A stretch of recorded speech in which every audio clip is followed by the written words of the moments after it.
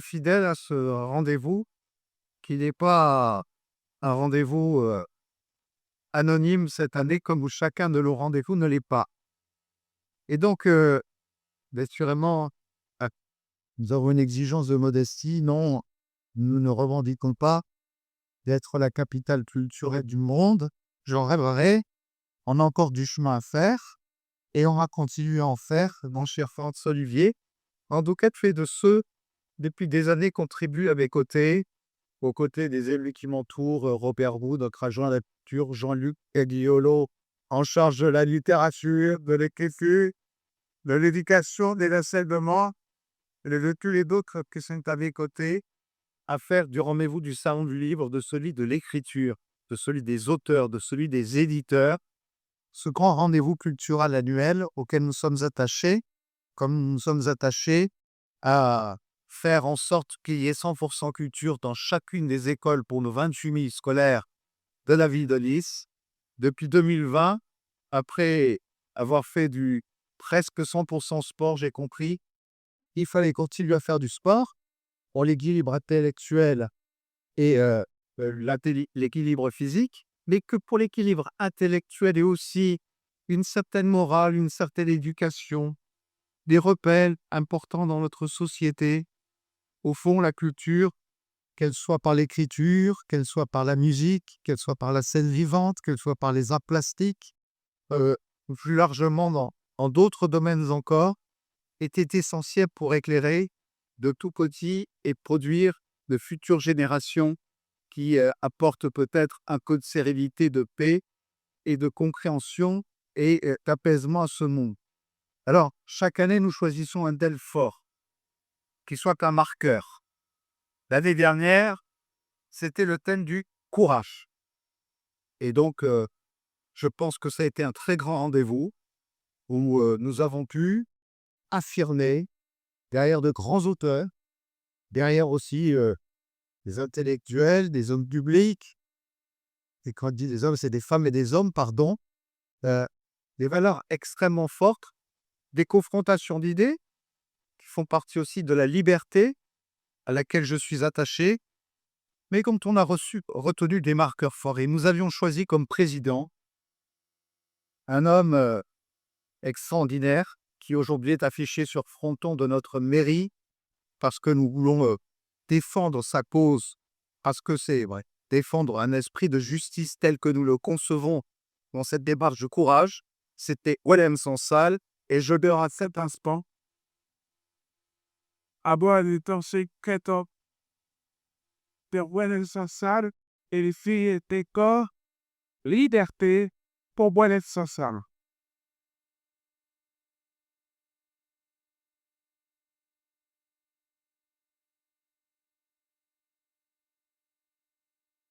Merci parce que votre réaction démontre tellement combien là on cherche à diviser notre société, à la fracturer.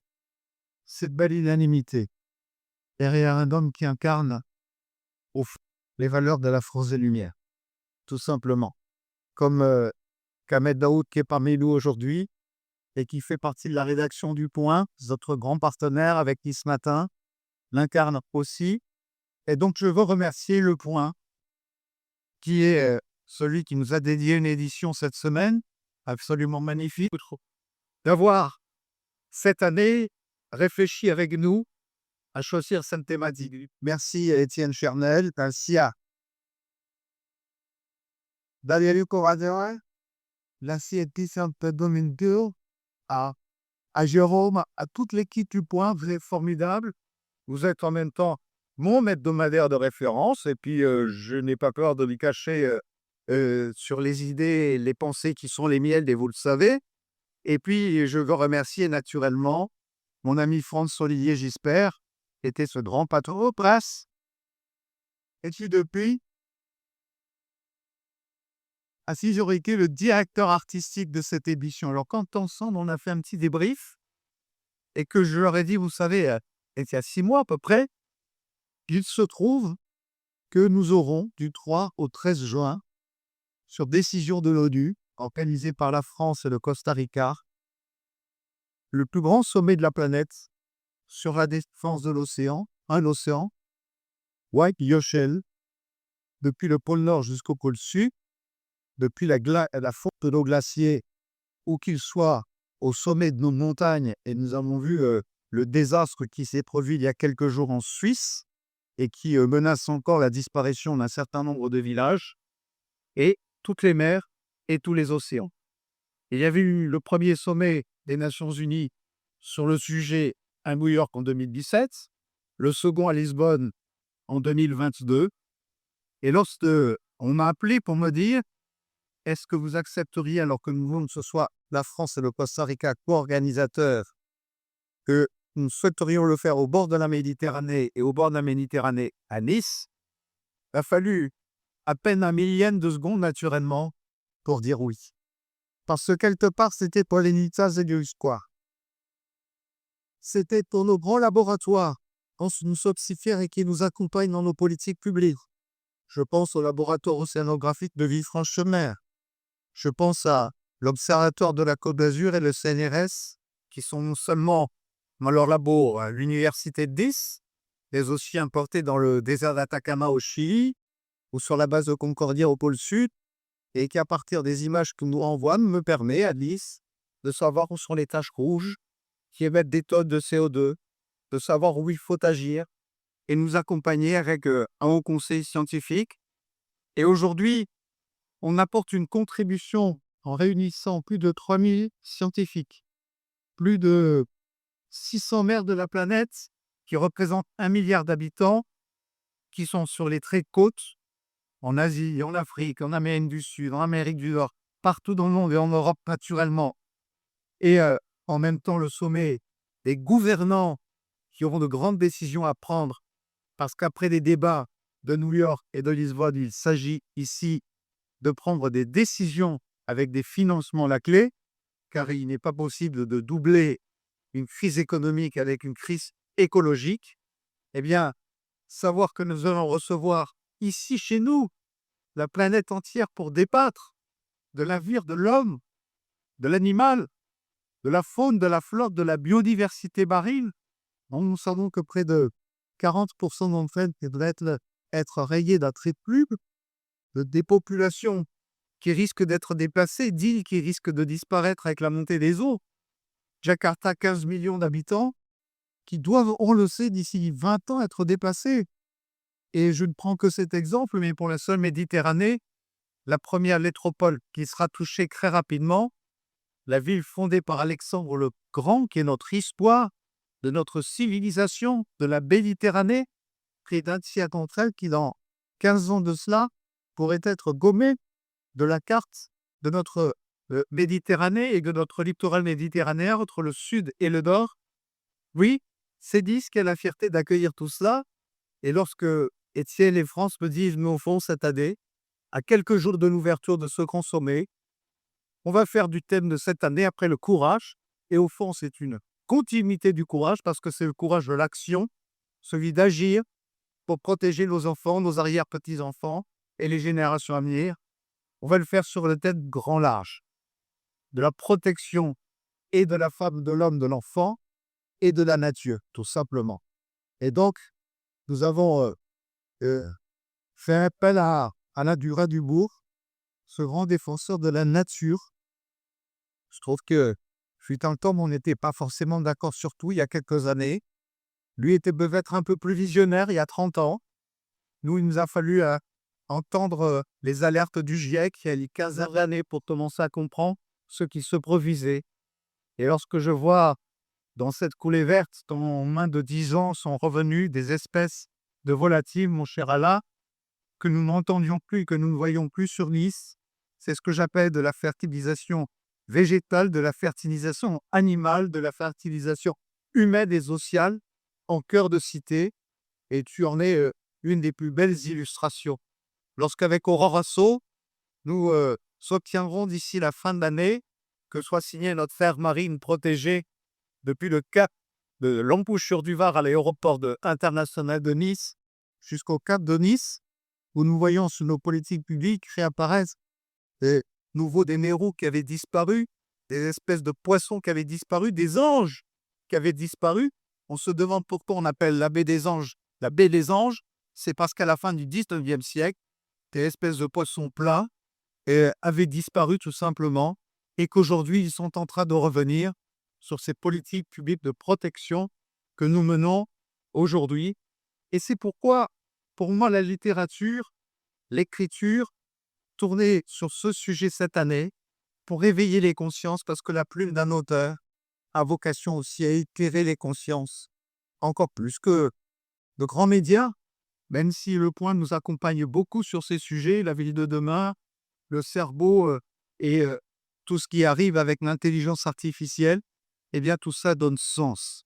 Et tout ça peut donner conscience à chacun que nous avons le devoir de devenir individuellement acteurs de ce destin des générations à venir.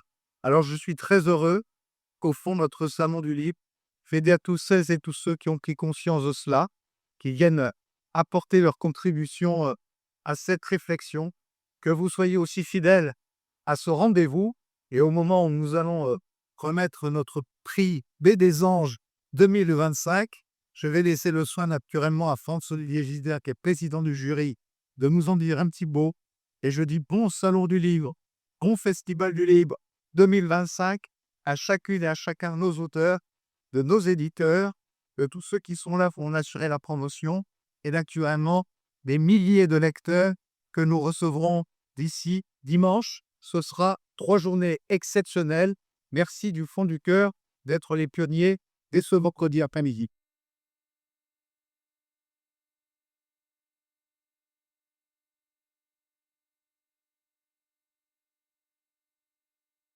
Bon, on va passer notre remise de prix. Donc, je vous donne tout de suite, vous le savez, le prix des élèves de Nice. Il a été décerné à Thomas Henkel pour Chauve, pour la Bélicitaire et du lycée en Lacan. Chers amis, en vous exprimant toute ma reconnaissance, je voudrais dire juste un mot.